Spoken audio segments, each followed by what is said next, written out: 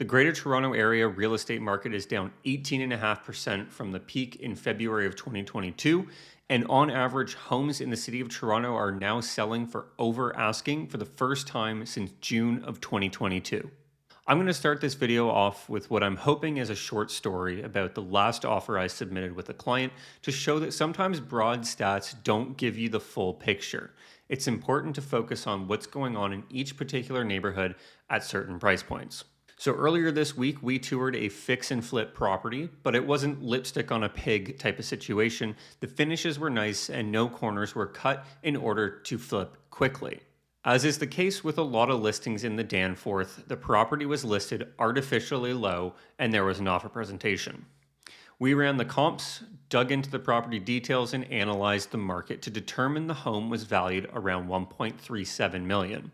The property received around 60 showings throughout the week and had a busy open house on the weekend, which resulted in 5 offers submitted on time and another 6th offer submitted following the presentation and after the seller rejected all 5 of the initial offers.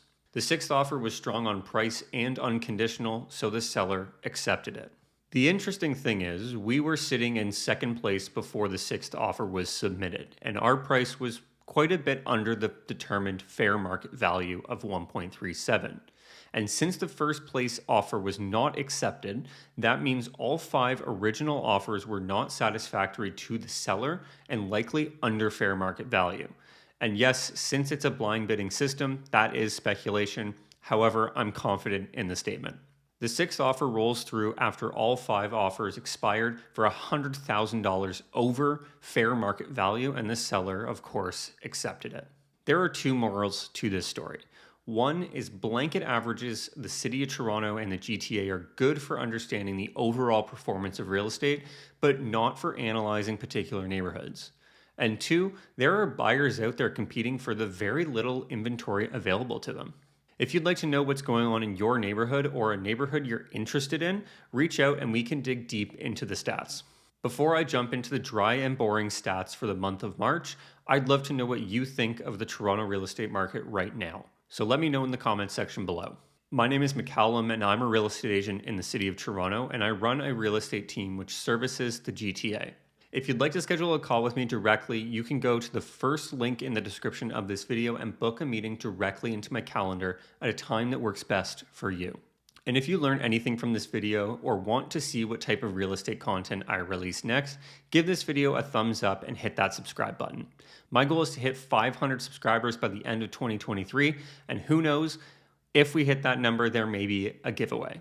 These year-over-year numbers are based on the entire GTA market, not just Toronto. Our sales numbers are down 36.5%. New listings down 44.3%. Active listings saw almost no change. Average price down 14.6%. And average property days on market up 145% since March of 2022. The overall data in the coming months' reports is going to look better and better as we pass a year since the peak. As an example, the February 2023 report showed an 18% drop in average price, whereas March of 2023 showed a 14.6% drop. Let's get into the detached data for the City of Toronto. And remember, from now on, I'm referring to Toronto-only data, not the entire GTA. Price remained unchanged from February. We saw a 38% increase in number of sales at 666, which we haven't seen since before September of last year. New listings are up 30% from February, which we should have expected. And at the end of March, we had 1,001 active detached listings, which is concerning given we are seeing an uptick in the number of sales. The number of days on market continues to drop in the detached segment and now sits at 16 days. Similarly, months of inventory continues to drop as well and sits at 1.5 months, which means statistically speaking, we are firmly in a seller's market.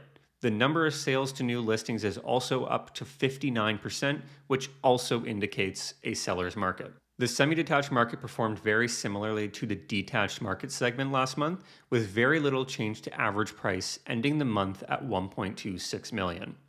The number of sales increased to 202, which is higher than we've seen in the past 6 months. And the number of new listings increased to 302. However, we still need more good quality semi-listings. At the end of March, there were 215 active semi-listings, which is cause for concern given the sales are increasing. With a low number of semi-listings in the marketplace, we could see them get scooped up with the increased demand. Days on market has been trending down since December and is now at 16 days, which is in line with Q3 of 2022.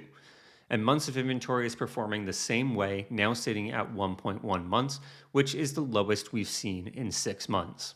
Sales to new listings remains high at 67%. Compare that to 47% back in September.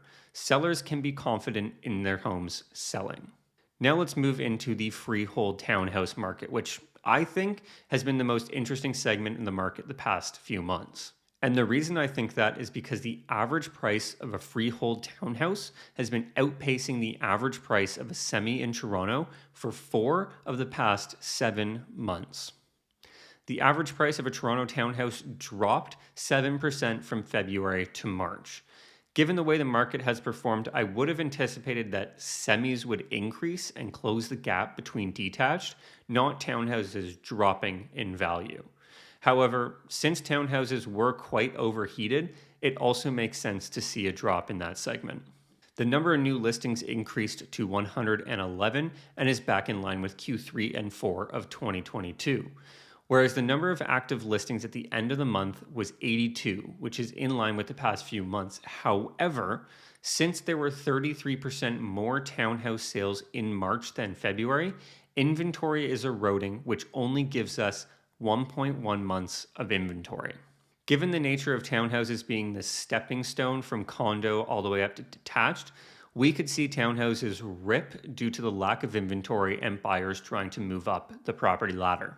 The condo apartment market is finally beginning to see a lot more activity than we've seen in the past 6 or 7 months. Prices have remained relatively stable, but what's interesting to see is 1,400 sales occurred during the month of March, which is 48% more than February and September. And most of those 1,400 buyers who purchased condos are not bringing new inventory to the market, meaning they are not selling a home for someone else to purchase. There were almost 2,500 new listings brought to the market in March and almost 2,700 active listings at the end of the month. A similar trend to the other housing segments when it comes to days on market, dropping to 22 days from a high in January at 33 days. Months of inventory has dropped to just under 2 months, which is well below the high of 4.1 in January and 3.5 in September. Now, what does the future hold for the Toronto real estate market? TIFF will answer that question on April 12th, so stay tuned. If you haven't heard, Realtor.ca has officially launched their open offer system, which will allow buyers to know certain details about the other offers during a bidding war. So of course, I made a video on it for you, so you can check it out here.